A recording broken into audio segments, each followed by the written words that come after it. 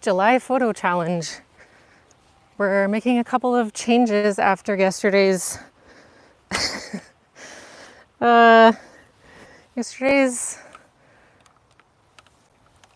eventful live. So I have a different tripod today. I'm using this guy. He's a tripod that I tend to use with my big camera, but instead of putting this guy on there, I've attached this phone tripod piece. So you will be watching from here because I think this tripod can handle the situation a little better. And the microphone that broke yesterday when the tripod fell, I ordered the missing piece and it arrived today. So we're back in business with audio today, which is great. So now I'm just going to set up this tripod and try and aim it where I think I'll be working. And my plan for today is to shoot the flowers that I was going to shoot yesterday, but got distracted by the beetles. So let's get this pointed in the right direction. Okay, so these round purple flowers, which you will hopefully have already seen in the thumbnail, I realized this is the milkweed plant. So these are milkweed flowers. And my plan, I waited for this point in the day because it was supposed to be cloudy. And when I started this live, it was cloudier right here than it is now. Maybe it will pass, we'll see. So my goal was to shoot the flowers from below. That's why it was important to me for it to not be sunny, because I don't want too much sun as my background. The reason I'm shooting from underneath is these flowers are it's like a whole bunch of flowers creating a little sphere shape, but they tend to seem to be a little bit weighted down. So the fullest, coolest looking part of the flower is kind of down here instead of up here. So shooting down doesn't work so well to get that effect. So let's give this a try and see. I always have to start by figuring out my settings because I'm shooting this in manual.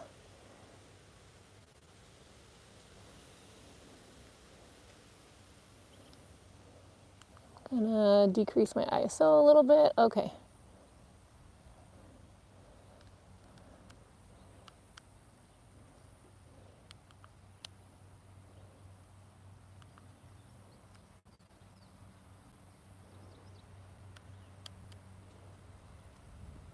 Okay.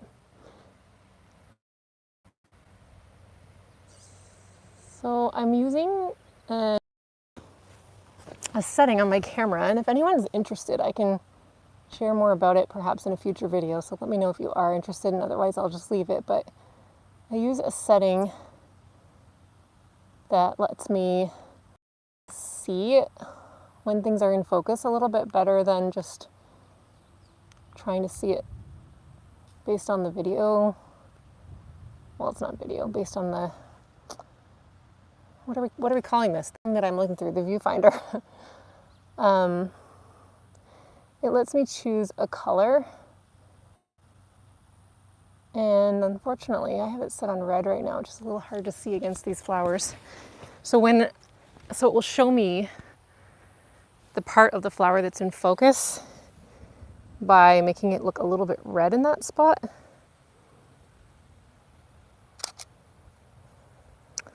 Unfortunately, I'm definitely not getting the lighting I was hoping for right now.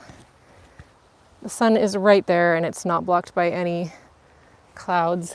So I will experiment a little more with some different angles, but it's not the best. And something's trying to bite my arms.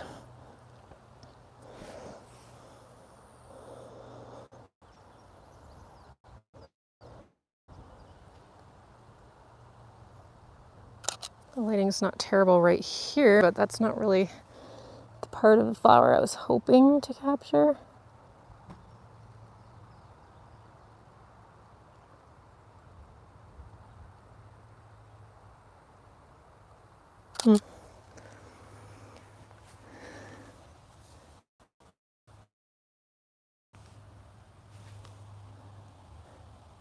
I do think like a more vertical portrait orientation shot would be nice with the way these flowers are, the three kind of in a group there, but that won't work for my thumbnail. So hopefully I have one here that I can use for the thumbnail, even though they might not be quite what I was going for. I'm going to flip my camera so you can see me and say, sorry, I turned off my video for a second. I see someone's there. If you want to leave any comments in the chat, I'll be able to see them now that my video is turned around. There's one thing I wanted to talk about at the end of this live before I just end it. Actually, there are two things. One is I wanted to talk a little bit about the inspiration for doing this challenge, because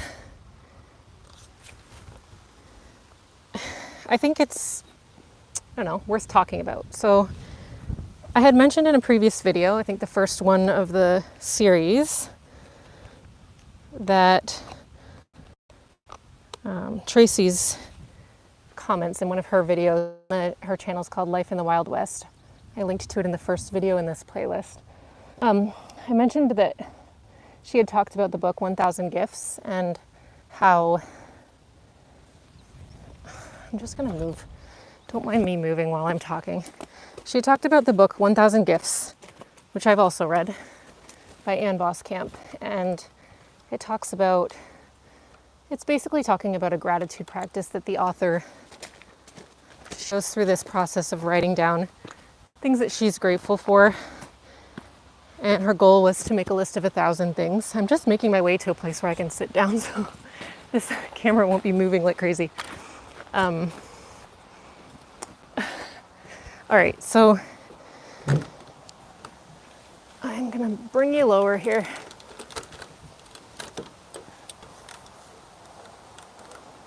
There we go, that's a bit better. Sorry about all that. Okay, now I'm settled and hopefully the wind isn't messing up the sound too much. So the book 1000 Gifts by Ann Voskamp, she talks about, she goes through some very difficult things in her life, and then she decides to have this project where she writes down 1000 things she's grateful for, and it takes her quite some time and becomes her gratitude practice. And Tracie talked about how after reading that book, I think a few years back, she did like a 365-day photo challenge where she did something similar but by taking photos. And after I watched her video that same day, I decided, yep, I'm gonna do this daily live challenge.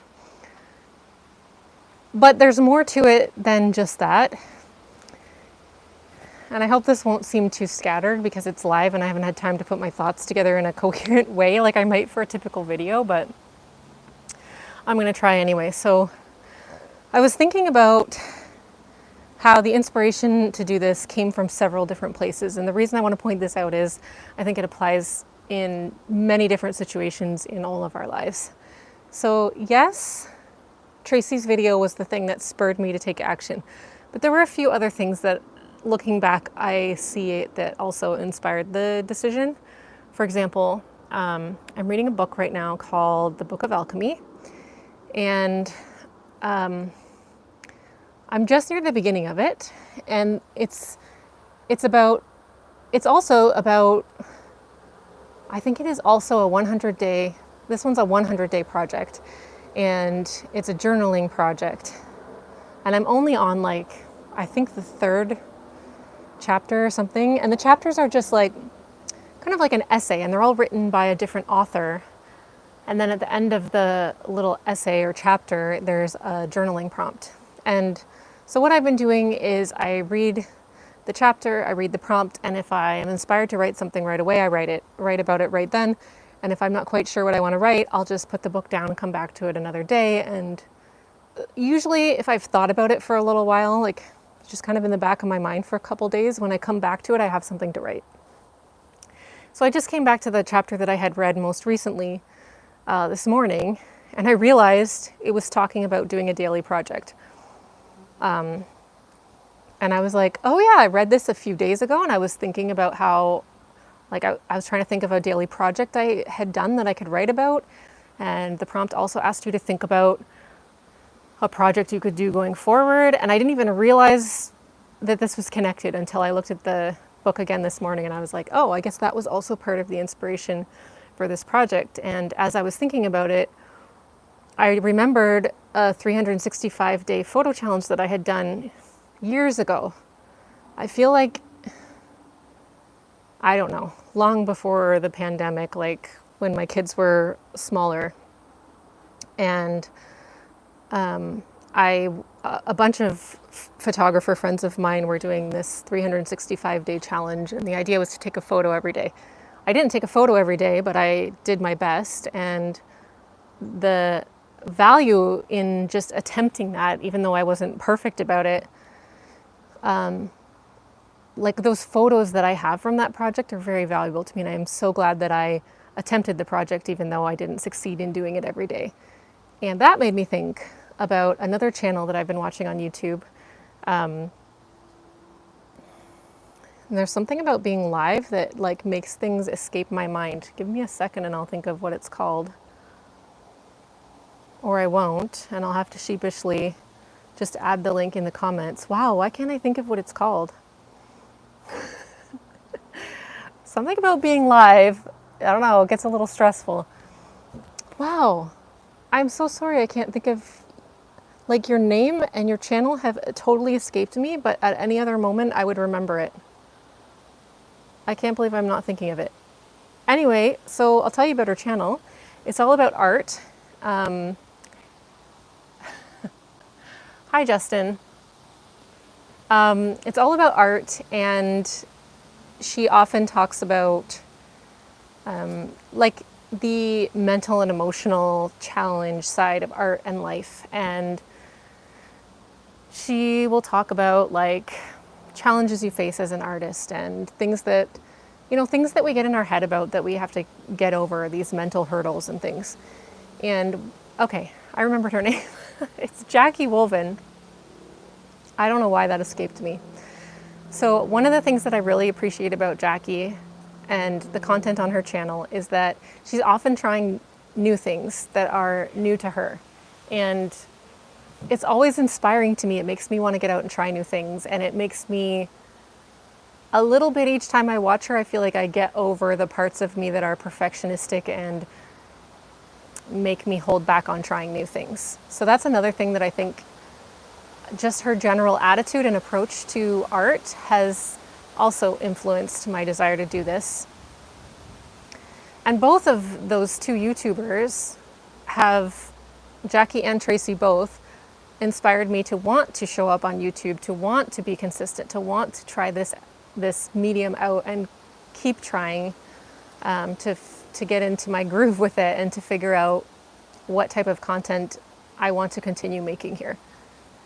I think there was one other thing, but it's escaping me right now that I had been thinking about. But my point is that sometimes we have to hear ideas or receive inspiration from several different sources and several different perspectives or angles before we actually will act on them. And I'm so appreciative of all of the good sources and influences that I'm exposed to in my life that contribute to prompting and inspiring me to take positive action in my life. So that's just a thought that I wanted to share at the end of this. Another thing, if you are a trooper and have stayed to this point in the video, one thing I've been considering doing with these lives, and I don't know, I'll probably just have to try it out sometime, but I've been thinking about how just taking the photo is only such a small part of creating the photo. And so, you know, after I take the photo on the camera, I have to go inside and I have to load up the photos on my computer, take a look through them, choose the one that I like the best or that I think turned out the best, and then edit in Photoshop before the photo is complete. So this is only a small portion of the creative project of creating a photo. So I've been kind of thinking in the back of my mind about how I could include some of the rest of the process in a video, whether that means I walk into my house with my camera while I'm on the live after I've taken the photo and I sit down at my computer and you're joining me while I choose a photo and edit it, or whether I record those things separately and publish a separate sort of companion video to the live, maybe with clips from the live, but not the full live, so that you're watching something a little more succinct. And you don't have to sit there the whole time through the whole process. Anyway, thinking about those things in the back of my mind, and so I may experiment with some of them on future days. But for now, I will wrap up today's live, and thank you for watching. If you are watching the replay, thanks Justin for stopping by during the live, and yeah, I'll see you tomorrow. We'll see what happens tomorrow. I don't even have a plan, so maybe I'll just be walking around looking for something interesting to take a picture of. Thanks again. See you later.